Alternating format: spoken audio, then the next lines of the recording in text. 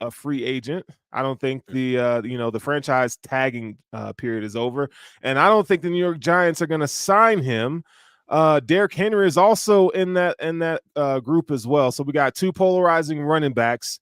One has been riddled with injury, but when he plays, he's actually pretty damn good.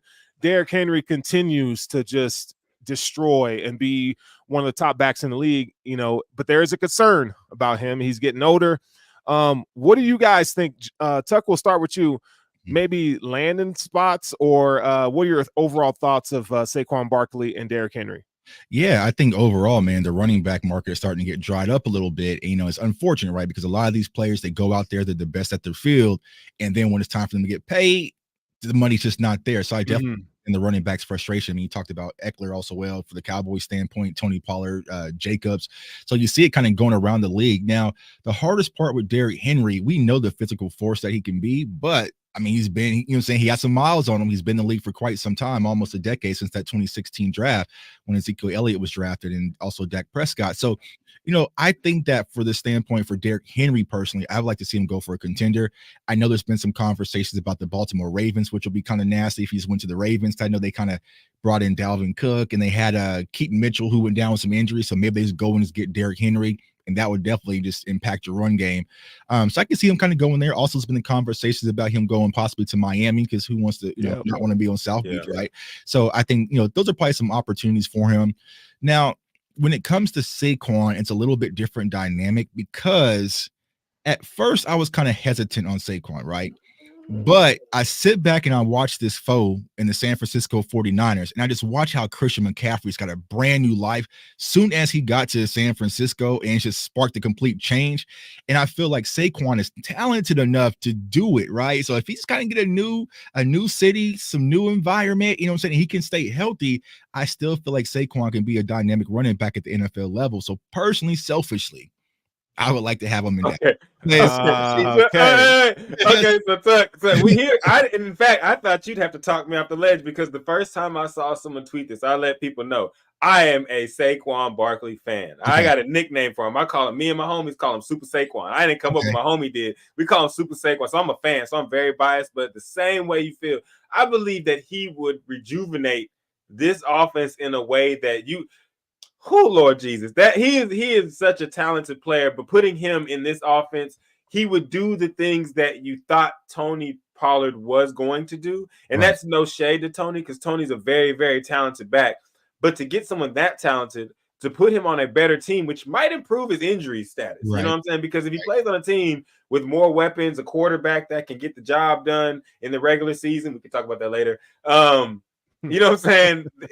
He would have the ability to flourish a little bit more. But the example that you give of the 49ers is a perfect one. But I thought I was the only selfish one. I think that the Cowboys should go gung-ho after him and try to get him as soon as possible when it's available. Yeah, I would love for them to do it. Do I think they're going to do it? Absolutely not, because it's going to come with the price tag, right? So I feel like, for both players, they're probably going to want to go to a team that's already contender. They're probably not going to go through a whole rebuild team. So it's like Dallas, hopefully not Philly. I'm trying to think about some other teams kind of be on the fringe. Yeah, I would see probably, Dallas, Philly.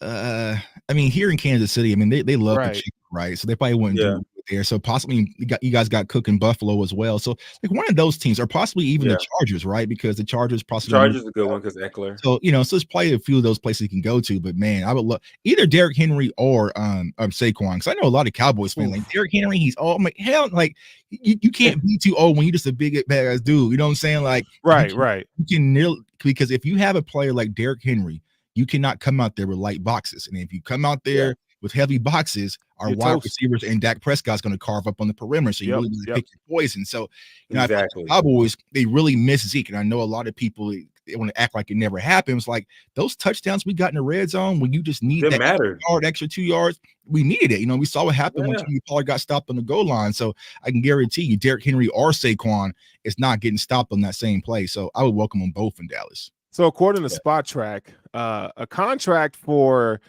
Saquon Barkley is like 3 year, $36 million. So that's $12 million a year AAV.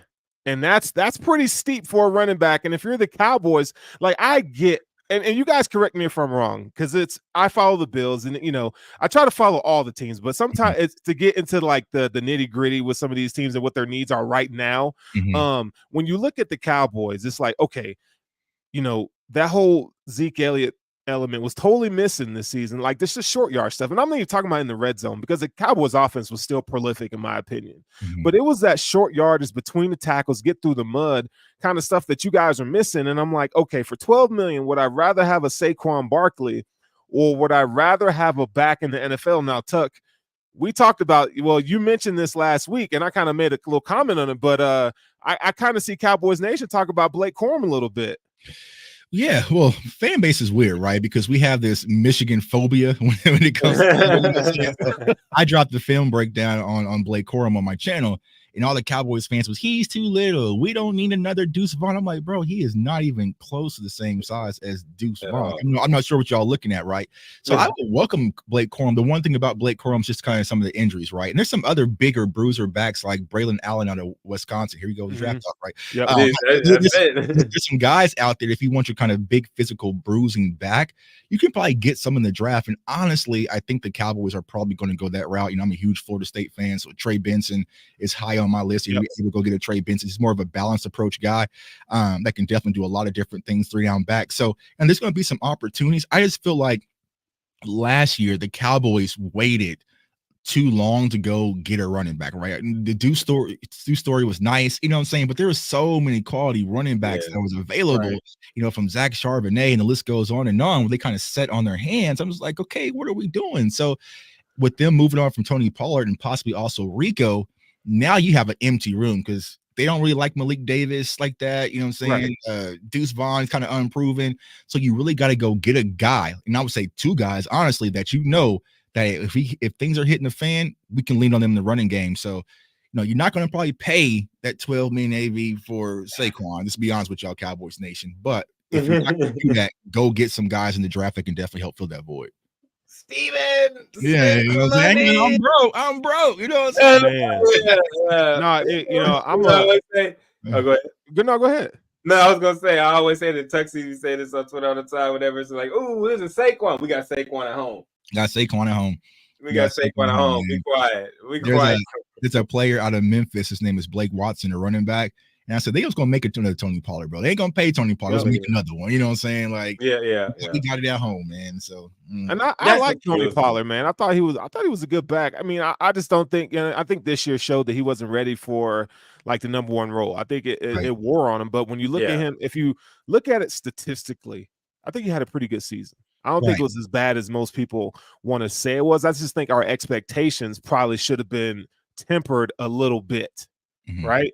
I think it was, and I think Tuck will agree. It wasn't necessarily, we were happy with what he was capable of doing. It was, man, every time it's 4th and short or 3rd and short, you come up lame for us, man. Like, like literally, no, but that is like, you're the running back and we can't depend on you to get a yard. And we let someone go, as Tuck mentioned earlier, and Zeke, that was dependable there. If you got within 5 yards of the end zone, Zeke gonna run through a motherfucker face. Right. To quote Marshawn Lynch.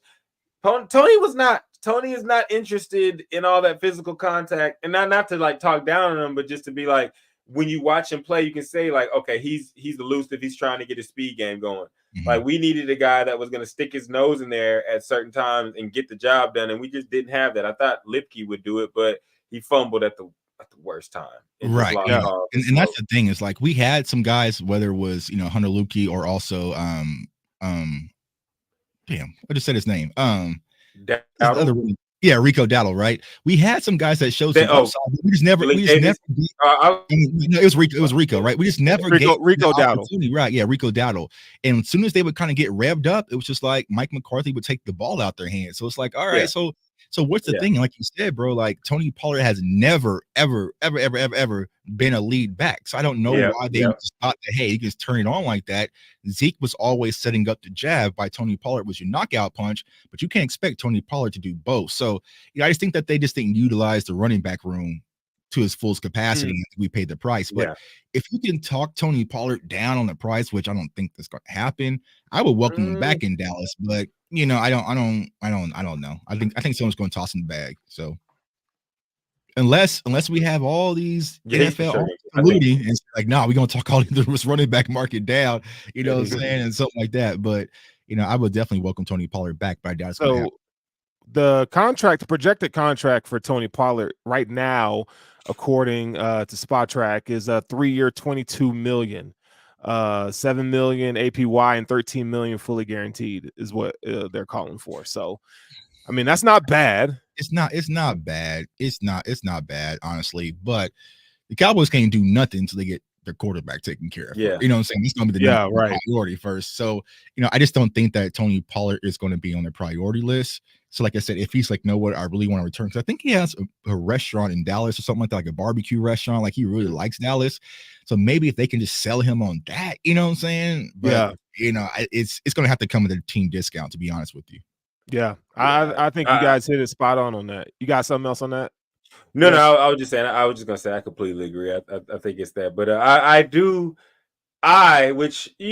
okay, I may be the crazy guy that doesn't care about a salary cap, and I'm the guy that agreed 100% with the Rams. Fuck them picks. Right. Fuck this money. Like if you're trying to win, you're trying to win. So $7 million for Tony. Go ahead and take the extra $5 million and get a guy that even if he gets hurt and he plays. Well, we got what 18 games? Was it 18 games? 17 games? 17, yeah. So if he got 17 games and he plays 11, 12 preseason, 11, 12 season games, but he's fresh for the playoffs. That's what we care about. Right. Like we want to get the job done, but Steven is that's what we care about. If it was me, I don't give a damn. You know what I'm saying? Like I'm trying to the clip, I'm trying to win now. But I always tell Cowboys Nation, it's not about what I want. You know what I'm saying? Because what I want. We don't want a Super Bowl a long time ago, right? But it's what the Joneses are really going to do. And whenever you go to Spot Track and kind of look at these free agents, I always tell Cowboys fans, hit the sort button and start the cheapest ones first. It's like, look at the cheapest one, the oldest ones, the ones coming off the injury. That's the market we shopping. Yeah. No, he's still up with truth. And I'm glad that position. Yeah. And I'm glad you speak the truth, because I know after a loss, everybody was hurt. Everybody's hurt because the Cowboys lose in the worst fashion ever of all times every time they do lose. So we get gut wrenching. So after all of the player anger goes out and all 53 of you failed, I like it to come back to the real source of the problem. Right. And I like the fact that you bring that up, is that the Jones family is our curse. It is the main thing. See, they always laugh. And that's how y'all really feel, man. Well, it's Mr. Burns. He's Mr. Burns sitting at the top watching us burn.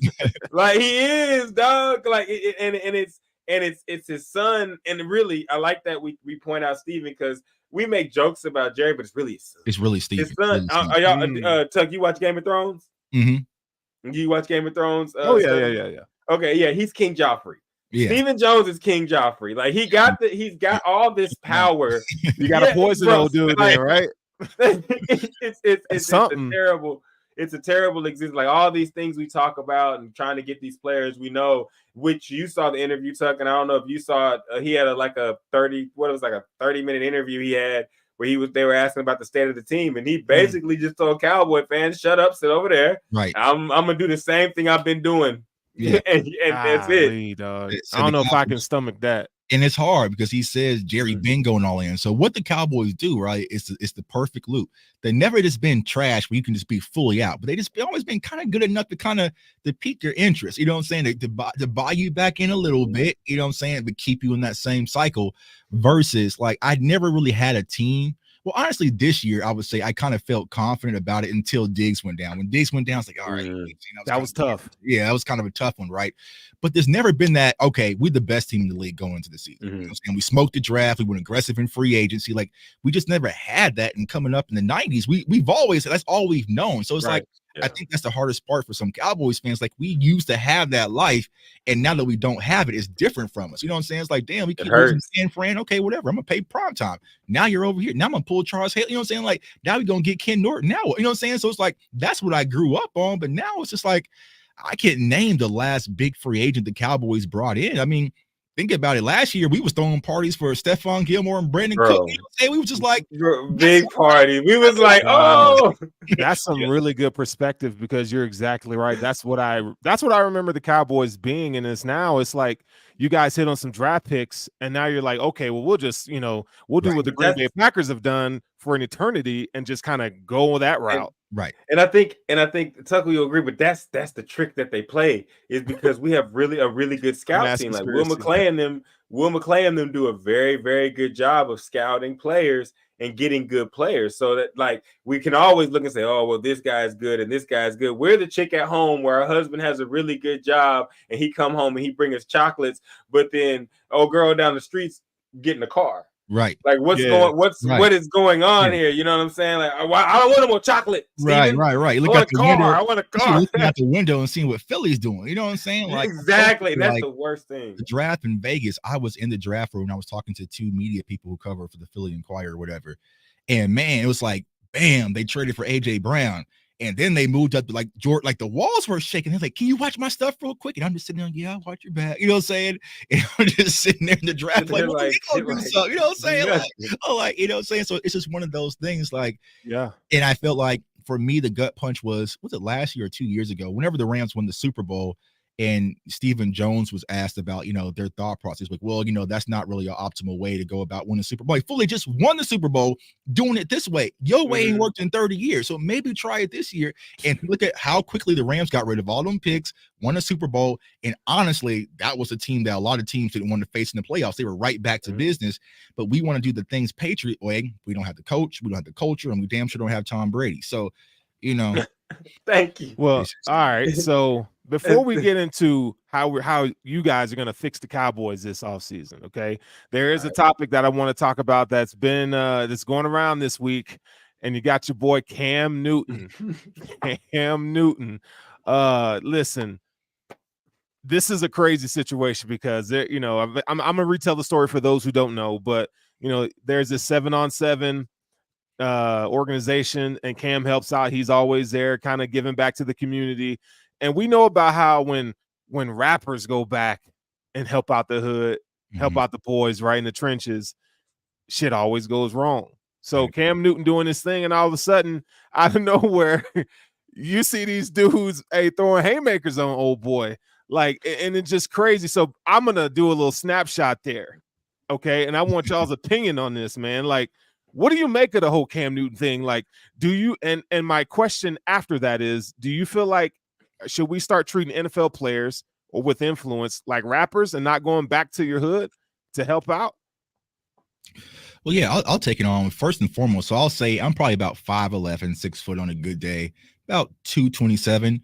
Y'all probably saw the photo of me and Cam at the Super Bowl. I look like a small child. You know what I'm saying? I look like a child, bro. Like Cam Newton in person, you can pause whatever. He is much bigger than I thought. You know what I'm saying? You know what I'm saying? Like he is big. And to put it in context, he was talking to DeMarcus Ware, and he made DeMarcus Ware look small. I'm like, what the hell is going on? You know what I'm saying? So he is that big, and it's just like I wouldn't try Cam on the worst days. So like I was saying on Twitter, whatever you say about Dak, game manager, whatever, he just got it, bro. You know what I'm saying? Because you know what I'm saying, they my fight. You know what I'm saying? But I think it's unfortunate, man. I think that it's just not just in our society, but you see it a lot, right? It's when you try to give back and you're a part of the community, everybody wants to take their opportunity to gain off of you. You know what I'm saying? So it's like it's a bad situation to be in because their Cam is doing something, being genuine. He don't have to do none of this. He can just go be rich, fly out to Vegas and South Beach and and live his life, right? and run his $1 million podcast. You know what I'm saying?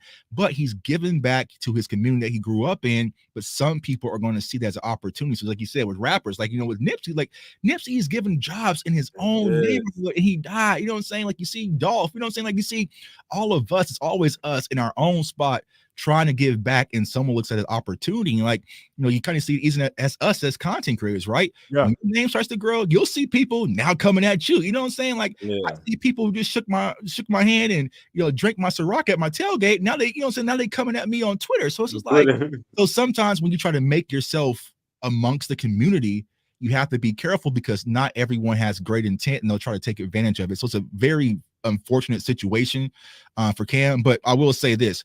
for Cam to get jumped by 3 to 4 people and have the restraint to not even swing, that shows how strong he, you know what I'm saying? Like, it didn't even keep his man. Like, he showed, like, you know what? I'm just gonna toss you around. I'm not gonna swing because I can hurt you. And that's worse. Yeah, that's what I'm saying. Like, you're not gonna just toss me around. Like, bro, knock me out. You know what I'm saying? Like, hit me like a man, bro. Like, you just gonna toss me around and put me in the headlock. You know what I'm saying? Bro, hurt. Kill. And at one point when you pause the video, Cam, I don't know how I called him nigga Maximus. When I said, because it can only be described as a different type of organism. Bro, like he had one, I have never seen a one man, like you said, no punches thrown. He had one guy in a headlock. He had one guy forced back. Right. And he had one guy just was like curled up waiting to get pushed. I just know that when I don't know what the guy was thinking when he grabbed Cam Newton, but I know when Cam took him for that ride that was about 10 yards down that little hill, I know he was just like, where is everybody at? Right. I need my people. I don't know what they were thinking, but I will backdoor and say I also agree with you, Tuck, on a serious note. Like, he's trying to keep your people, your kids, from being in all these different gangs and getting involved with drugs and all this stuff. Unless I haven't seen it for the youth from guys like Peyton Manning. You don't see a Tom Brady camp. You don't see a Ben Roethlisberger camp.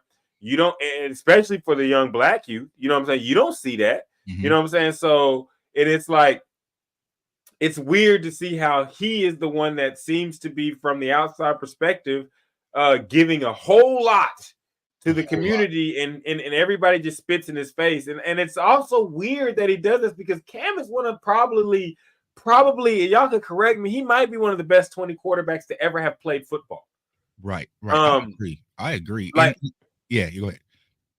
Oh no, I was just gonna say, and that's just to me, that's what's most baffling. I couldn't understand being like disrespectful or rude to any human, but to him, it's like this guy has done things on the football field that made all of us go, oh my God, you got it, bro. You got the 15-1 season. Yes, the 15-1 season in the dabbing and every, like, he is one of the best football players that our generation has ever got to see. And to see how people act like he's just some Joe Smo off the street that doesn't know what he's talking about. They talk about is how he dresses and after he explained like the Dak Prescott thing and everything like that, like he's right about what he says.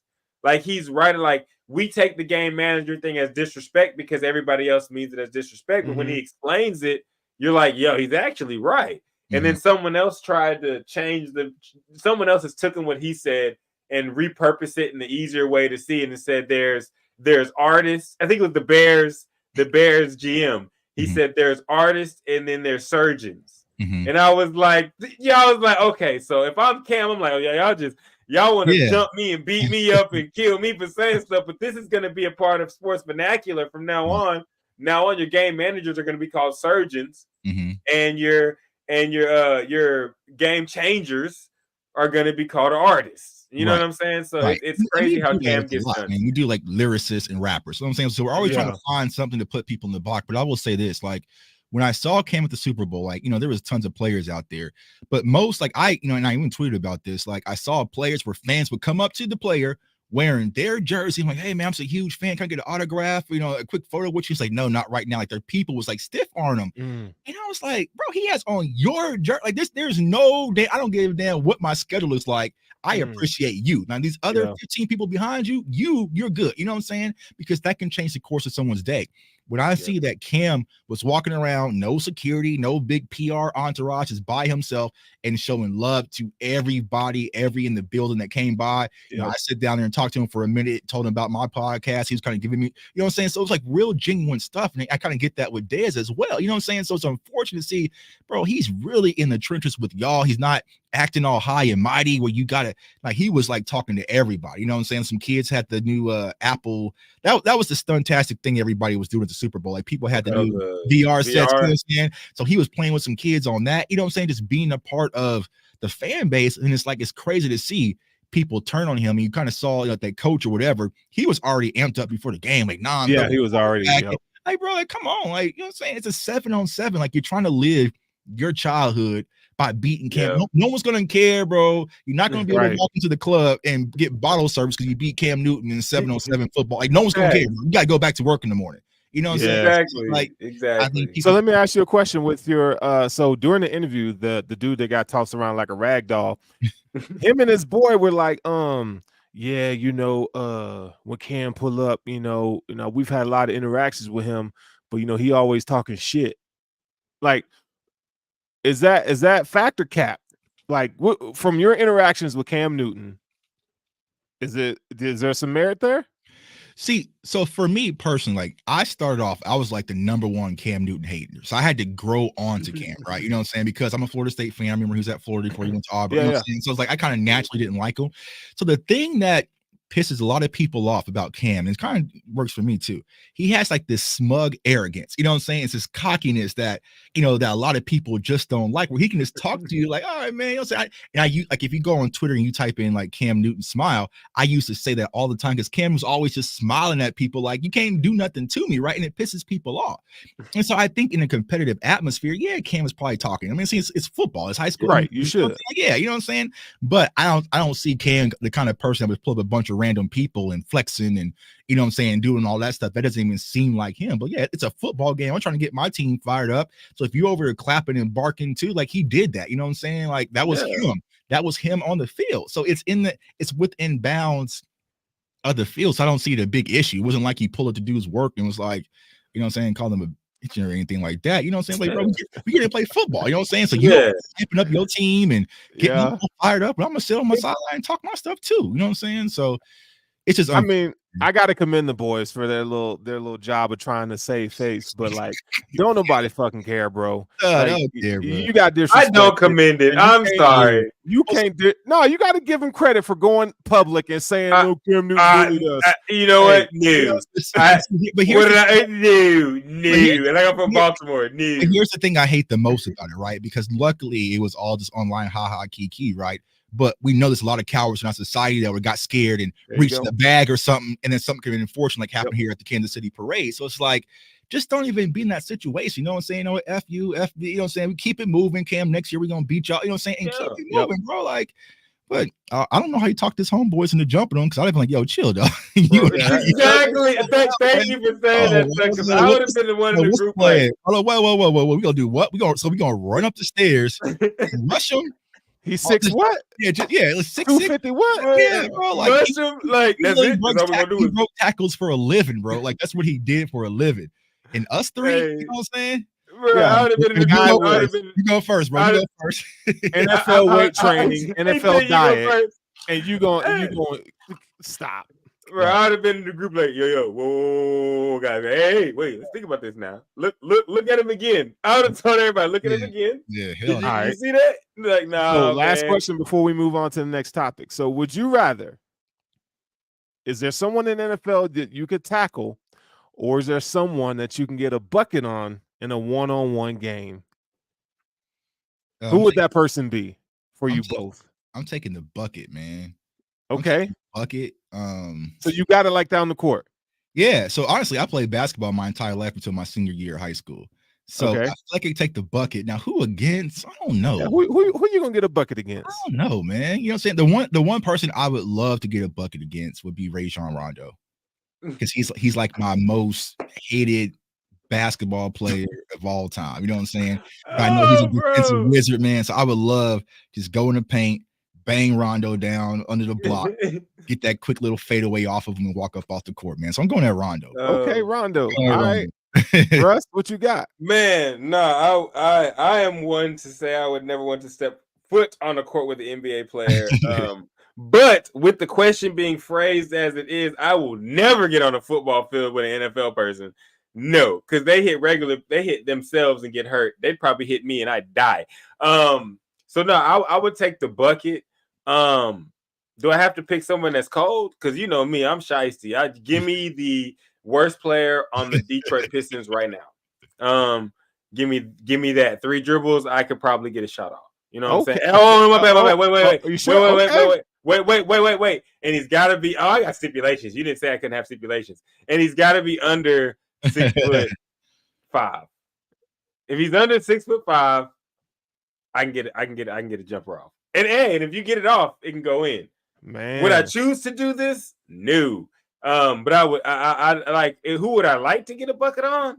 Oh, I'd want to give a bucket to James Harden. I'm sorry. Well, he don't play no defense. I should pick James Harden too. Yeah. I'm just saying because that's why I picked him. Yeah. Because like I know for a fact I would never be able to stop him at all. Like at all. Like he runs circles. Okay. Give me the ball fair. just like that's talk shit and just be like, you don't play no defense, nigga. Right. You know you don't All play right. no defense. Nigga. I'll give you Like, mine. yeah, So he could, I'm gonna go football. Okay. And Oh I'm my gonna tackle. God. I'm a big nigga. I'm gonna get Zach Wilson. I'm gonna hit. Oh, okay. I'm yes. gonna guess his I ass. should have done that. Yeah. Pause, my Oh, nigga. right. Pause. That's a good look for him. That's a good look for him, man. Yeah. Zach Wilson don't stand a chance, bro. I'm coming through that thing quick. Right. Pause I just know, again. man. Hey, pause. No Diddy. No I'll say Diddy. linebacker, man. I remember them headaches when your helmet used to collide. Nowadays, I'm old, man. I'll put me under big when those head-to-head collisions, man. I'll put me out. You know what I'm saying? So, yeah. All right. So this is how track runners and basketball players are Yeah. made. I got offered. Hey, you want to come play football? I watched, and I said, nah. I'm good. You let him do that to you willingly, and you play defense. Watch the receiver. Nah, man. I remember one of my homies played wide receiver. And this is when I really said, yeah, that shit ain't for me. He said, yeah, man, I got the ball. I did a juke move, and I broke my foot. And he was like, and I was hopping. And I said, oh, yeah, and they stopped that shit, let you get off. He goes, no, all them motherfuckers just tackled my ass. And then, like, one of them hit my foot again. And I was like, so your foot's broke, and they hit you anyways? He was like, yeah. I said, yeah, no, you're crazy. Yeah, you're fucking crazy. Play to that Wilson fam. All right, so Cowboys off season. So we got our two Cowboys fans here. Jay Tuck, covers the team. Listen, your season didn't end the way, I thought it would. You thought it would. It ended in disappointment. Okay.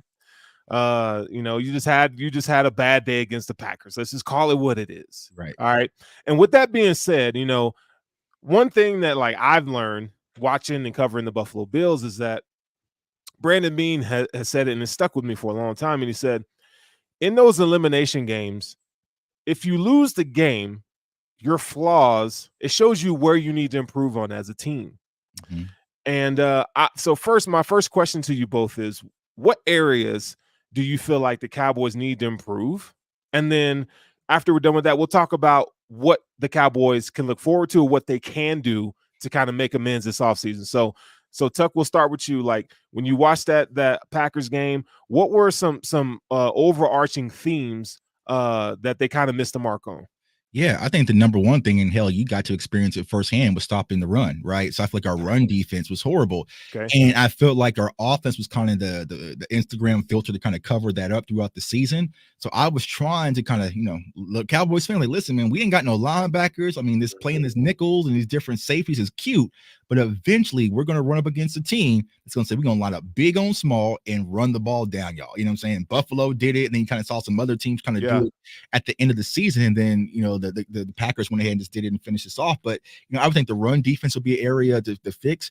But I think the most important thing that the Cowboys need to change, need to find somehow, I don't know who's going to do it, but they have to find an identity. Like when you think about the Cowboys, like what type of team are we? Are we a passing team? Are we a running team? Are we like we just do a little bit of everything, and it we don't know what I call our North Star, right? So what the North Star is, when you get lost, what can I rely on to get back in the game, right? So some teams, right, you just get back to the run. You know what I'm saying? San Francisco, if things hit the fan, we're gonna give Christian McCaffrey the ball and get back to the run and get back to momentum. So I think the Cowboys really need to find that.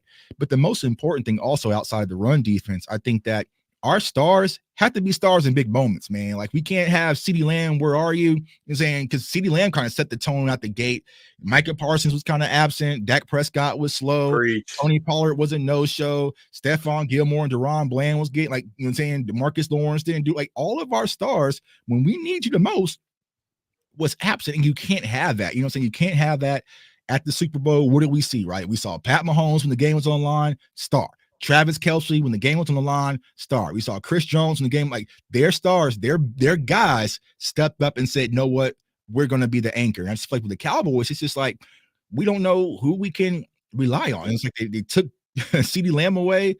You know what I'm saying? And then he had Michael Gallup show up the last minute, and we had Jake Ferguson. But it's just like, bro, where's our star players? So I just think that the Cowboys put a lot in the mental sphere when it comes to playoff season. Because just walking in the building, everything felt off. Like, you know what I'm saying? Like I was freaking out all week, and he'll tell you, you know what I'm saying? I was like, listen, yeah.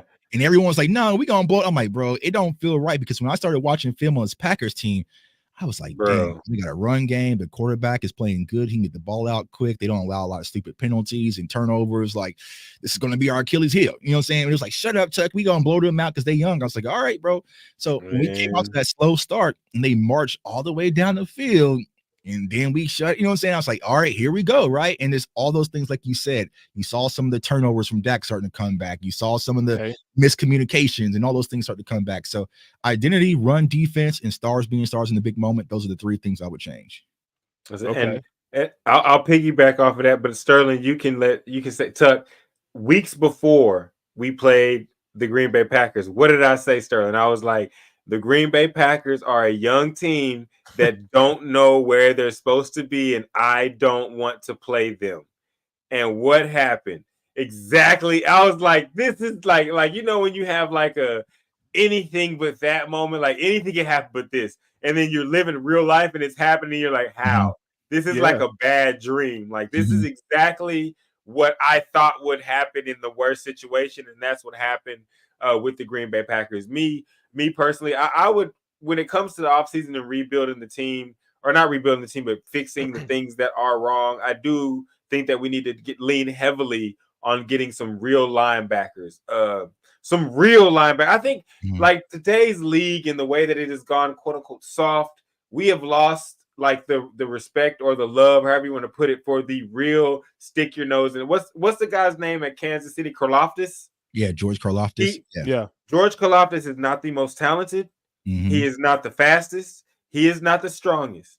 But when you run that ball or when you play an offense, he is going to stick his nose in there head first. Right. And yes, Leighton Vander Esch, I'm sorry. We lost you because you got hurt, and you were that guy for us. And I think when he got hurt, we lost our ram head. We lost the guy that was like, during run plays, I'll be the guy to crash it, and the rest of the athletes can come in on top of this and make the play, or I'll make the play myself. And so the Cowboys didn't have that. So I would lean heavily on getting some linebackers that can play the middle part of the field. I have a question for you guys then. Go ahead. Not to cut you off. So I watched, and for preparation for tonight's podcast, I watched 5 games from the All 22. Okay, obviously the Buffalo Bills game, I watched that. But I wanted to. You would watch that. You enjoyed it, didn't you? Too. You were like, yeah. I mean that was all. That's all we're winning. But so I had to watch that. Okay. Now I did watch the Eagles game. Okay, and I watched a Commanders game. Okay, so of those games, there's positional needs that I maybe feel that you guys need. I want you guys to tell me if I'm off base. Okay. So I would say, and you could tell me like the ranking, if you will, because I'm not sure. So I'm trying to paint a picture here for Cowboys Nation that they go, because it's like one thing when you get into this season, we spend a lot of time talking about draft, but you can't go into the draft with all these needs. You're gonna have to fill some of these in free agency. So first up, center. So, like, I don't know if the Cowboys are wanting to resign Tyler Biadasz. Okay, so that's one. Number 2, I would say left tackle. So, I'm a big fan of Tyron Smith, but like, he's injured a lot. Like he and it's, I mean, you can move Tyler Smith to left tackle, which I really like him. But like, there's like, how much money do you want to spend here? Okay, you got running back was another one. We talked about running back early in the show. Tony Pollard, Rico Dowdle, they gone. Okay, defensive tackle, Mozzie Smith hasn't panned out yet. That man can't even pay for his damn storage unit. All right, you got Jonathan Hankins and Neville Gallimore. They're both free agents. So you got defensive tackle, and then linebacker and cornerback. So of those needs, and I don't care who goes first, can you like what do you think the most pressing need is, and then what do you think the fan base thinks the need, but you're like, it's kind of lower on the list? Yeah, I'll start. I think the number one personally, just for me personally, I feel like it's linebacker, right? I feel like we got to get the linebackers because their linebacker room is depleted. Because right now, if you just look at what we have in house, it's just Damone Clark, right? Because you want to count Marquise Bell, who's a safety there, weighs 204 pounds. Yeah, that was a mistake. You know what I'm saying? So I'm not counting him. Demarion Overshown's coming off of ACL, so I'm not going to pencil him in as he's going to be the Overshown that we lost in preseason. I like him though. Yeah, I love him. I love him. But, you know what I'm saying? hold up, my bad, Tuck. Not to interrupt you, but I got to do that first. But I do like Overstone, but Boomer Sooner. Yeah. So, like, I think a lot of people, you know, Cowboys fans want to put that on him. Like, he's going to be like what we saw. I'm like, bro, like ACLs, like sometimes you never know. We went through that with Jabril Cox, right? So linebacker would be my number one. Number two, I would go to offensive tackle, just like you said, right? Because the Cowboys have no intent. Why? I don't know. To put Tyler Smith back at left tackle, right? So I feel like he's going to be our left guard of the future, probably because it's cheaper, to be a left guard of the future. And we all know, if I told you guys let's bet 10 racks right now that Tyron Smith's going to play full season, y'all always say, hell no, I'm not taking that bet. So, you know, people don't understand, like, okay, well, Tyron played 14 games last year, something like that. But those games, when you go out there with Chima Udoga and get smoked, can cost you throughout the season, like those little things. So I would definitely focus on left tackle. Then I would go back to the interior. Me personally, you know what I'm saying, wish him the best. I'm acting like Mozzie didn't even happen. So, you know, if you get Devontae Sweat or Brian Murphy sitting right there, I'm just getting them. You know what I'm saying? Like, it's just that whole draft. You know what I'm saying? I'm like it didn't happen. You know what I'm saying? So I would go in the interior. Oh, I don't think J Tuck knows. That's a Michigan man right there. So you know what I'm saying? But you know, to kind of swing to Michigan, like I love Junior Colson. You know what I'm saying? I dropped Junior, and everyone's like, I mean, if you're looking for your built for tough middle linebacker to come downhill and stop the run, that's Junior Colson. But all the comment, I mean, they with athleticism, and tremendous upside and high IQ, but I was like, listen, Cowboys fans, I gave them 10 seconds to get all their complaining out the window. You know what I'm saying? Like, if I got to paint a Penn State helmet on him, do whatever, the kid is phenomenal, right? So I think the Cowboys had a formal meeting with them. So, you know, there's some talent in Michigan. And then I would go to corner. Okay. The corner. And then running back would be my last. And the reason why I'm going corner, the way they kind of talked about it with Stephen Jones, right? It was kind of an in the air when it comes to Stephon Gilmore. Yeah. Once again, I'm not counting Trayvon to be the Trayvon that we know, and I don't want to force him out there. So I would go and dress corner, and then running back would be last because you can always find a running back. So that would kind of be my order. Okay, Russ, you got a rebuttal to that, or anything you want to add to that? No, I like all of these. I like all that Tuck said. Offensive line, of course, I'd be heavily focused on that. Just because I want to and I think this is just the elephant in the room. I want Tuck to be able to say we're gonna have to pay Dak. So even though I talk my shit, you know, everybody talk their shit. You mad about the loss?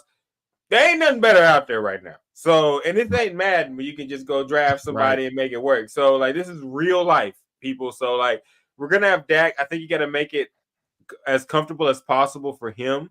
Now, with the tight end Ferg, I really like Ferg. I really like him. I think we got ourselves a star in that guy.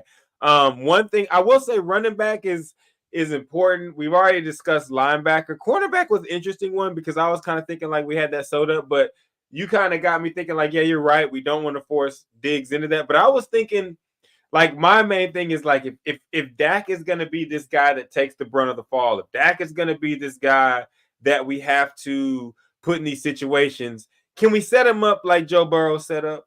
Can we get him two guys that are just that? Like when in Tuck, you see it all the time. People put Josh Allen or they put Burrow, and I won't even put Josh because Josh might need another guy too. No, he had Gabe Davis, but they put like Josh Allen, they put like Joe Burrow, they put these guys out here. Even Purdy, you got two guys on the outside that are going to make it happen.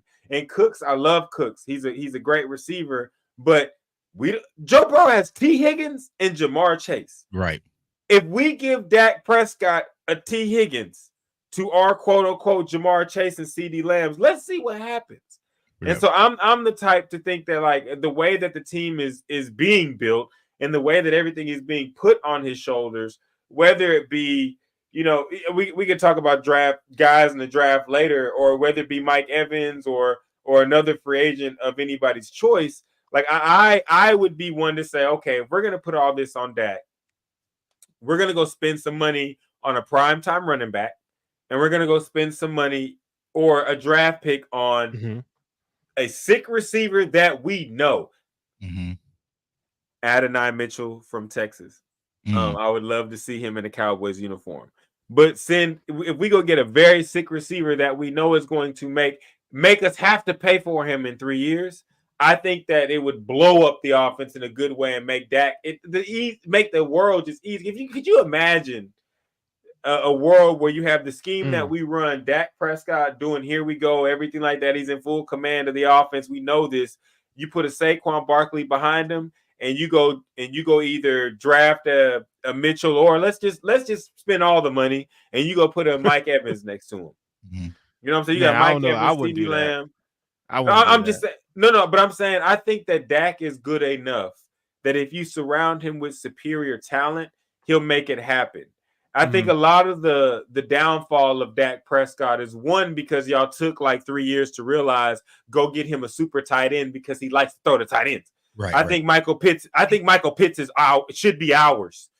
And I think a guy like that, but we got Ferg, and Ferg showed that he could put on. So I'm happy with him. We got CD, but I don't think we have that other weapon on offense that would make the world easier for Dak. Like putting your quarterback in a position to where he has to do too much should not be the goal. Right. The goal should be building the best thing around this guy and making it as easy as possible for him to do his job. And I think certain teams get it messed up, and we're one of them because Stephen Jones likes to, hold his money like Mr. Burns or Scrooge McDuck, you know what I'm saying, and keep it close to the vest. And I think that just hurts us. And I think we should go out and spend the money on a prime time outside receiver besides CD and watch what happens. Let me tell you what the projected contract for Dak Prescott would be at this point. So they're talking $50 million a season, and I think that's pretty fair. So you're looking at a 5-year,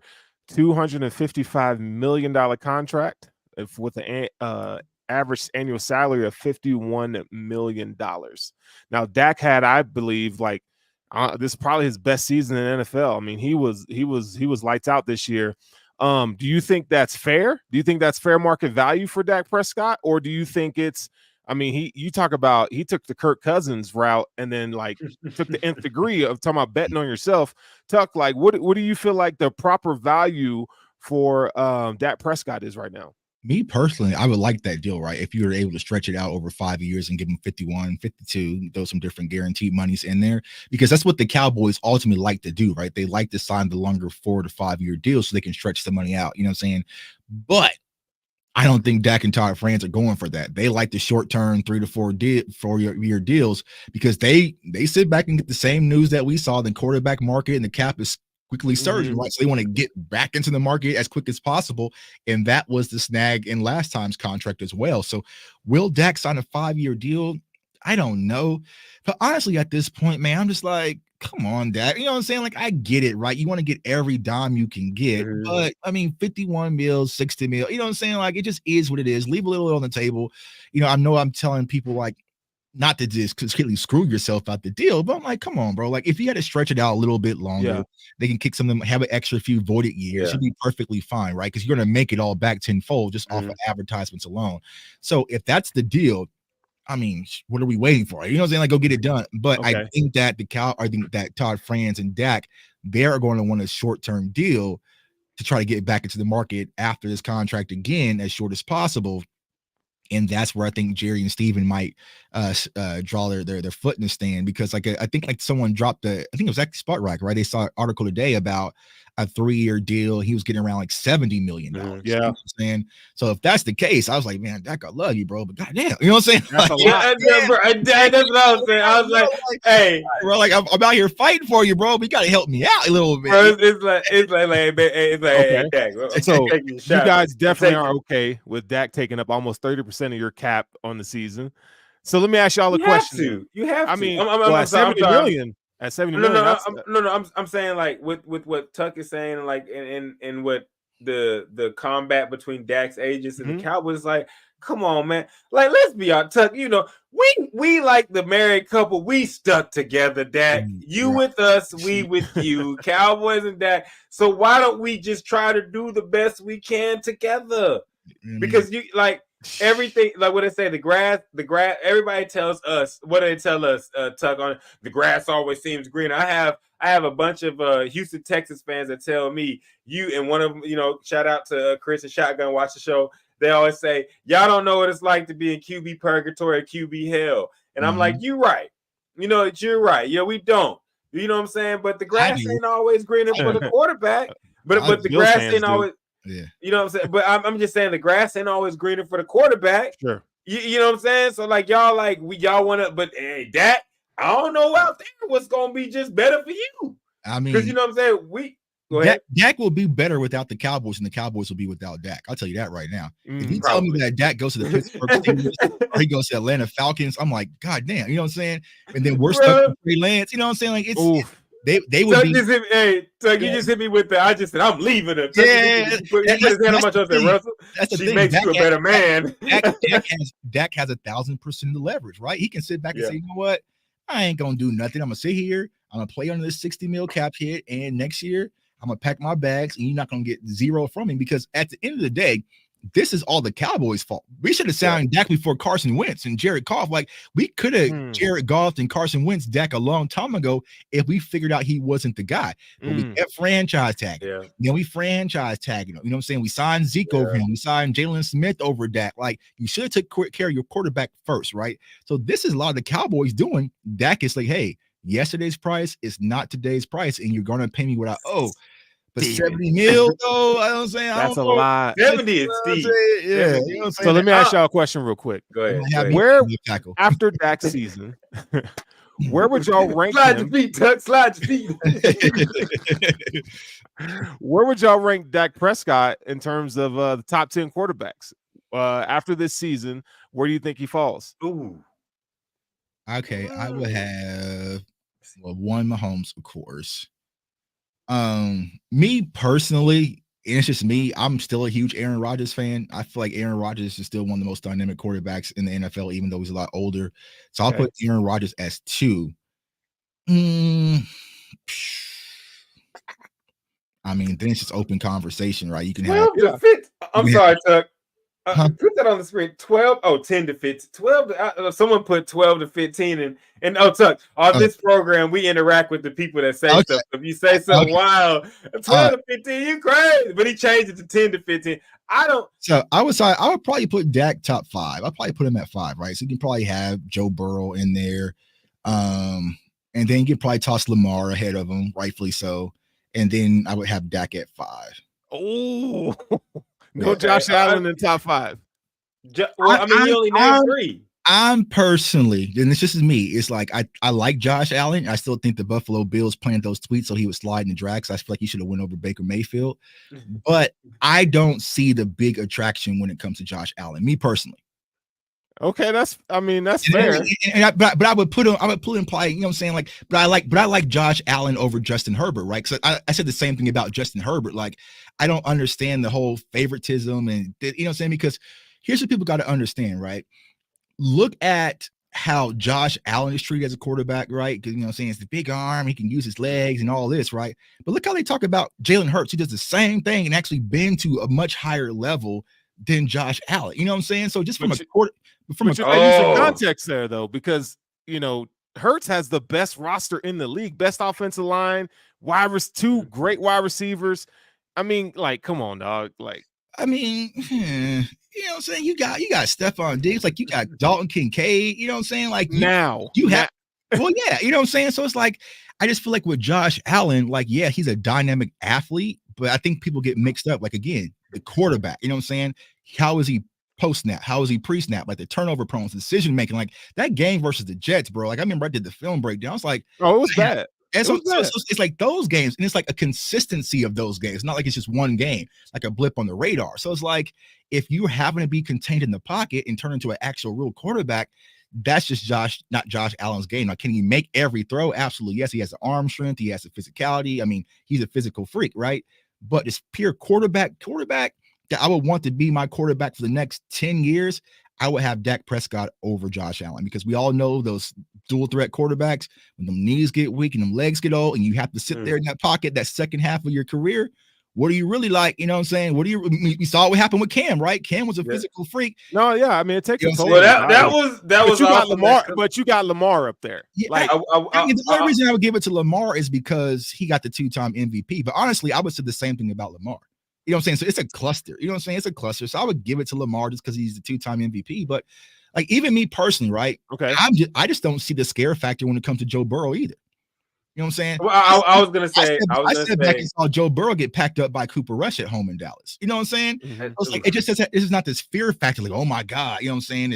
It's 3 minutes left and we left too much time on the clock with Joe Burrow. It's like, bro, like, I'm afraid of T. Higgins. I'm afraid of Jamar Chase. But that I was about to say that's a big part, because I was gonna say, like, after the three guys, after Pat, after Lamar, and after Joe Burrow, you can pretty much toss up the other two and hand them to me how you want. You know what I'm saying? Like in the top 5. You know what I'm saying? So, you know, CJ gets love. We'll shout out. Okay, you get your CJ love for the Texas fans. But no, I kind of agree with that. Now, as far as the Josh Allen thing, I actually like Josh Allen. But me, I like a renegade, strong arm quarterback. Because Dak is coined as turnover prone for having one season with interception, but Josh Allen's a gunslinger. You know what I'm saying? Like, bro, like no, that's true. That's true. But I think a lot of that though. Here's what I think about that. Like, and I'm not here to shit on Dak Prescott at all. Right. But I think when you look at all 22, I mean, I think the story would tell you that, like, in my opinion, Josh Allen's a better quarterback. Okay, because you have to account for both parts. You got to account for the running. You got to account for, Josh Allen can play in the pocket too. But I think a lot of this stuff is media driven. They got to find a narrative. Right. Like, nobody can, honestly, who cares about interceptions? Like, until you lose the game because of them. Outside of that, like, no one's talking about Patrick Mahomes and his 17, 18 interceptions this year. Yeah, right. At all.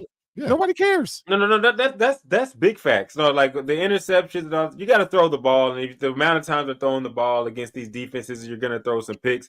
Now, this is one that I'll actually sit here, and I like Josh Allen, but I love what Dak Prescott does during the regular season and how he commands his team. Oh yeah. The problem that I have is, we could talk about the big moments, and this is why the Cowboys and the front office drives me nuts. Because we have a guy that if you put out there with overwhelming talent, he's going to get it done. If you spend your money and go get Dak, you got Cook, CD, go get another one. I don't care what the other guy is. Do it, whatever. I don't care. Pick one, but go get a guy better than Michael Gallup after injury. Now, if you were telling me we had Michael Gallup before the ACL injury went out, we're good, because he was a legitimate, scary number 2. But now that he was hurt, he wasn't able to do the things he was. He's less dynamic. Go get Dak such an overwhelming, offensive squad that it will take a superior defense, like we saw the Ravens, like we saw the 49ers. But even with that, you have guys that can get open without scheming. Like every team that we see that does good in the playoffs and beyond, players can play beyond the scheme. What do we see? When you named it earlier, Patrick Mahomes, Travis Kelce. Oh, what did the announcers say? He just went out there and stopped in the middle of the zone. Right. Like, you're playing beyond the scheme. Like, you're like, hey, I'm cold enough to know that I can stop right here and you throw me the ball. The Cowboys don't have that yet. Like, we don't have that yet. And we have the players with the talent to do so, because I believe that CD is a guy that should be able to play outside of the scheme and get open whenever you can, but we don't have that yet. And I think the reason why you don't have that is learned experience or overwhelming talented players on your team so that you can perform freely, a la the Philadelphia Eagles, which is why it drives us crazy as Cowboy fans, because they understand this. Stack the squad, and the best players will play to the highest of the potential, and we can win games. Let me ask you, so Tuck, based off of what he's saying, what do you feel like the prospects of CeeDee Lamb is? Because I felt like he had a really good season. Do you feel like he took that next step to where he's now considered one of the top 5 wide receivers in the league, or do you feel like there's still room for growth before he gets to that level? Nah, absolutely, man. I've been saying this and fighting Cowboys fans since the moment we drafted CD, right? Because they've been saying he's not a number one wide receiver. And CD Lamb was a number one wide receiver in the league the moment that we drafted him. You know what I'm saying? So it was just all about opportunity. Now, I will say this. The thing that really helped CD Lamb was the absence of moving on from Kellen Moore and having Mike McCarthy at the play calling, because Kellen Moore, he's more scheme over player. So if you kind of go back to 2021, you might say, well, damn, Dak had Amari Cooper and he had CeeDee Lamb, like that's talented enough, right? But Kellen Moore was never going to force feed Amari Cooper, you know what I'm saying? And that was some of our frustrations. Like, bro, you got one-on-one coverage out there on the island. You go to Amari, like you go to your guys, right? And I feel like after that 49ers game, Mike McCarthy took the leash off of both Dak and CD, and it was like, listen, we're going to go through you two. You know what I'm saying? Dak, we tried to minimize all these interceptions and nerf it down with this Texas Coast offense. Nah, bro, you got it. And if you get one-on-one with CD, you go for it. And it was just nonstop, right? What happened in the playoffs, Green Bay was like, well, we're going to take that away from y'all. You know what I'm saying? So, yeah, I feel like CD definitely took that leap. And I mean, it's scary to think that what happened if they would have came to this revolution at the start of the season, right? You know what I'm saying? Because his numbers could have been off the chart. So, I love CD, but you still got to give him some help. You know what I'm saying? You can't just say that's enough. You know what I'm saying? Like, why be content? You know what I'm saying? You didn't get, AJ Brown, and like, we don't need D Smitty. Like, bro, I thank you for saying that. They went and got Julio Jones, and then they went and got, you know what I'm saying? They're trying everything. And I feel like that's the biggest frustration with Cowboys Nation. We're not trying everything. We can't sit back and say, well, we did everything we can do this year. Like I said, we all knew after the Buffalo game, we need more linebackers, right? They took Shaq Leonard out to dinner, whether it worked out or not. You took him out to dinner and you still lost that deal. Like, no, bro, you should have said, what do you need? Because we are bleeding out.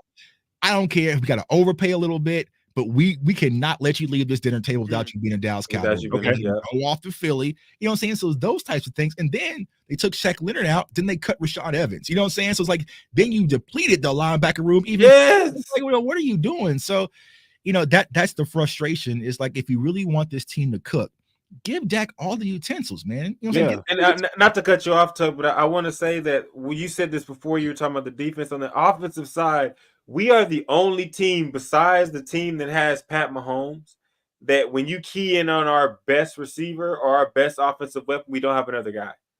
Pat Mahomes is Pat Mahomes. There's only one of him. But you named what is it? The the team they beat, the 49ers. The 49ers. You named the 49ers. The 49ers, if you cover up Debo or if you cover up McCaffrey, you got Brandon Ayuk that is possibly one of the best route runners, top 5 route runners in the NFL right now. You cover him up, you got Kittle. You know what I'm saying? They have literally 4 options to go to. When you look at the Cowboys, you're like, and even the Bills to an extent, you're like, we have really good players, but we don't have that. We don't have that ability to make that happen. That's why the Baltimore Ravens were such a failure. Because you look at the Baltimore Ravens, there's like, they got Mark Andrews, they got Odell Beckham, they got Zay Flowers. Oh, yeah.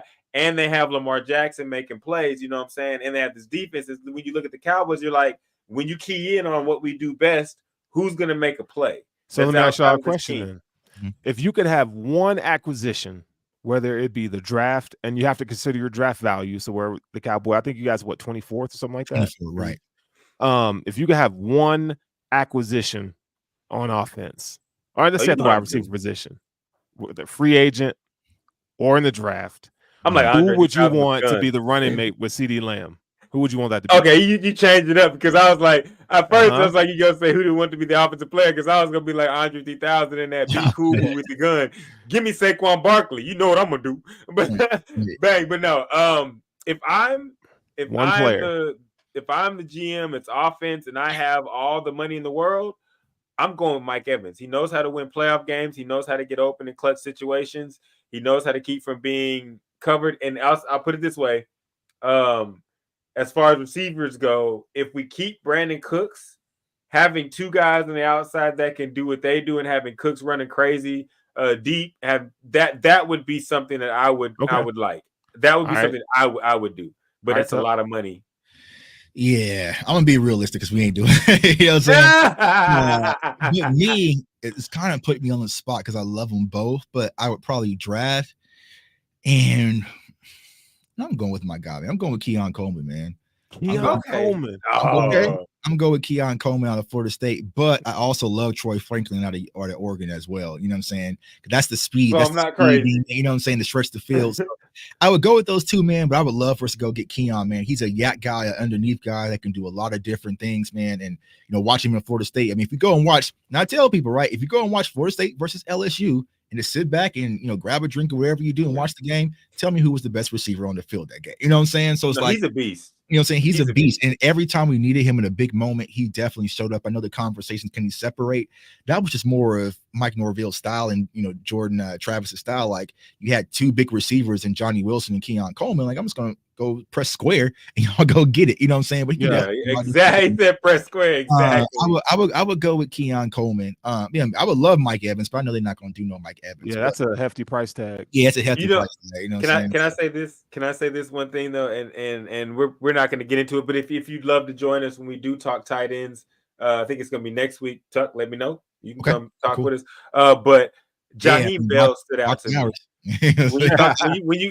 when you said Florida State, Jaheim Bell, that guy next to Ferg in an offense. Now, if you want me to chill out on receivers, if you give me CeeDee Lamb, Jaheim Bell, and Ferguson all out there, Jaheim Bell is one thing I noticed about him is he plays very angry.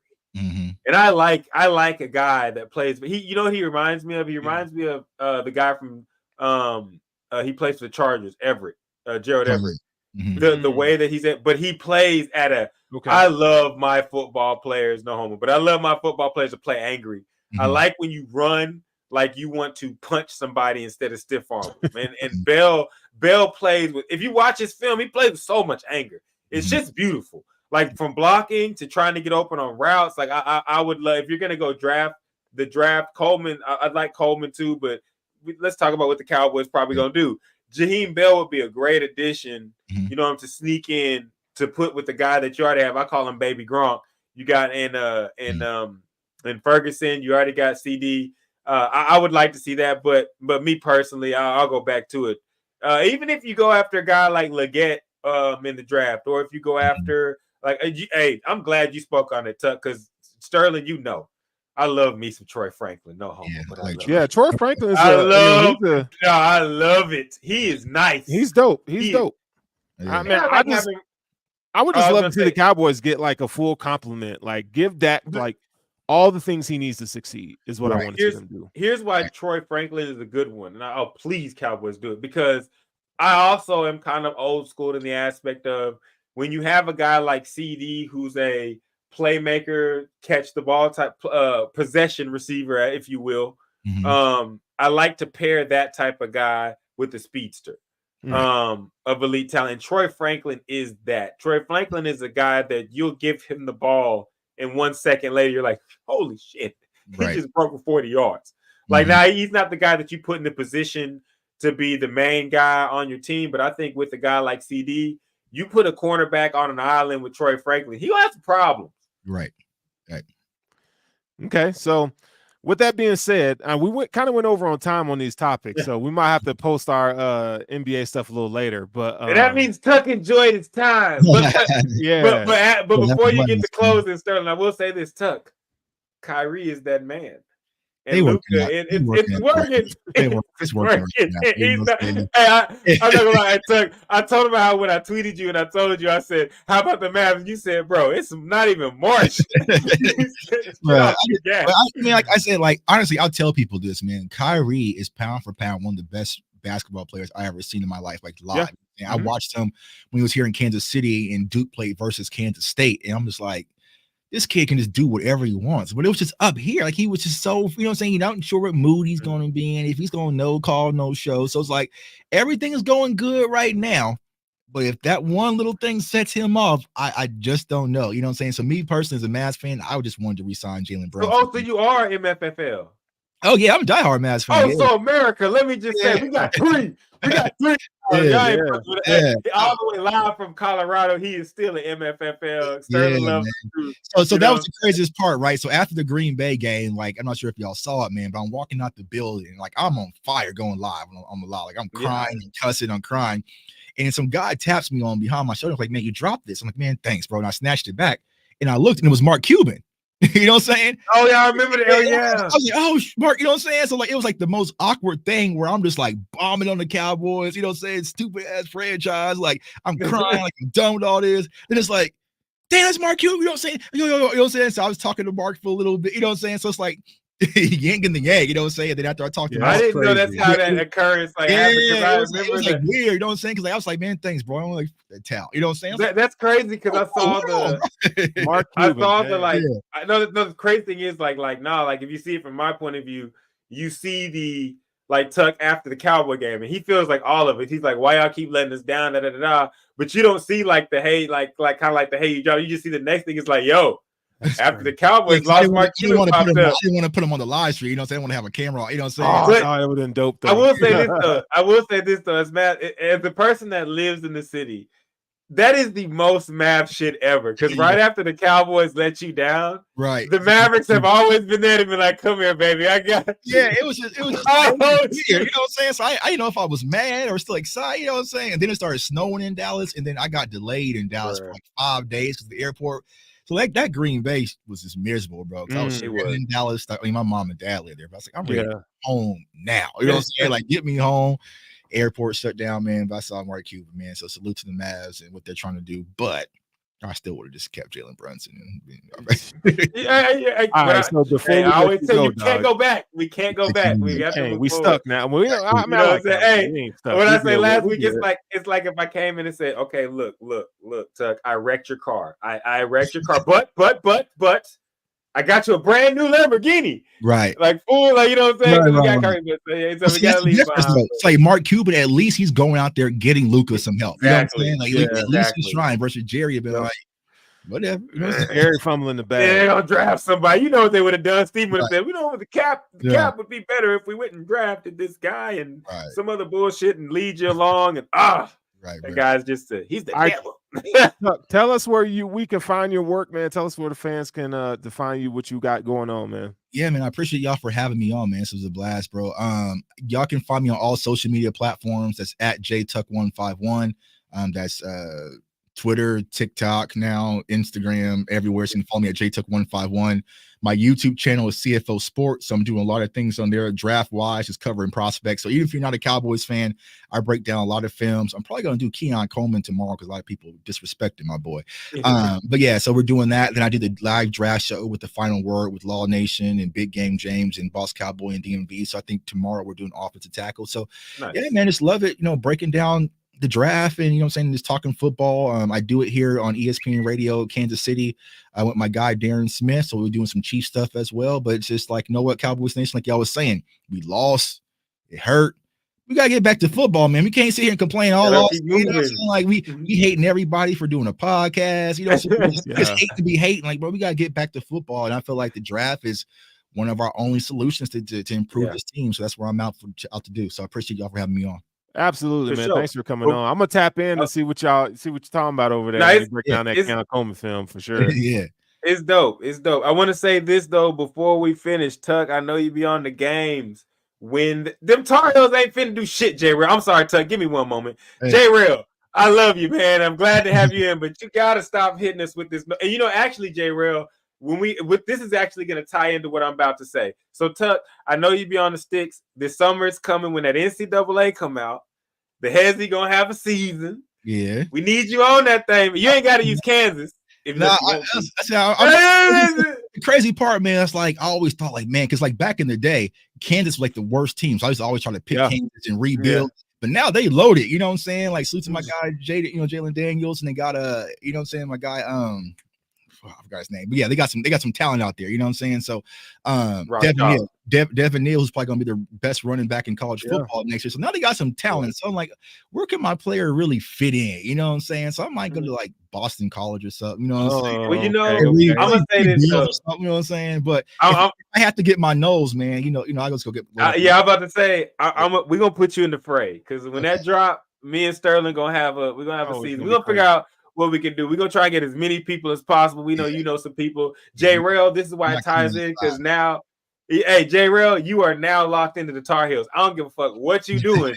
You have got to use North Carolina, and you will be them. I think I even have someone that's watching the show. I think Christopher Sherrod, he'll be UTSA, but it's going to get live. I want to thank you so much, Tuck, for being with us. Thank you. You know what I'm saying? This was live as hell. I like the discourse going back and forth and talking to you about sports. All in all, if you ever want to get back on, or if you got any draft talk you want to do every Wednesday at 8:30, we will be on, and you are invited. So thank you again. How about them Cowboys? We'll give you the nose, even though it's a boomer soon around here. Again, I want to thank you. But when we get on the sticks, I am going to break you. I have to let you know. All right, that's it for the Hesi Podcast. We up out this thing, man. तेरी यादों का तेरी याद में निहा तेरी यादों का तेरी याद में निहा तेरी यादों का तेरी याद में निहा तेरी यादों का तेरी याद में निहा तेरी याद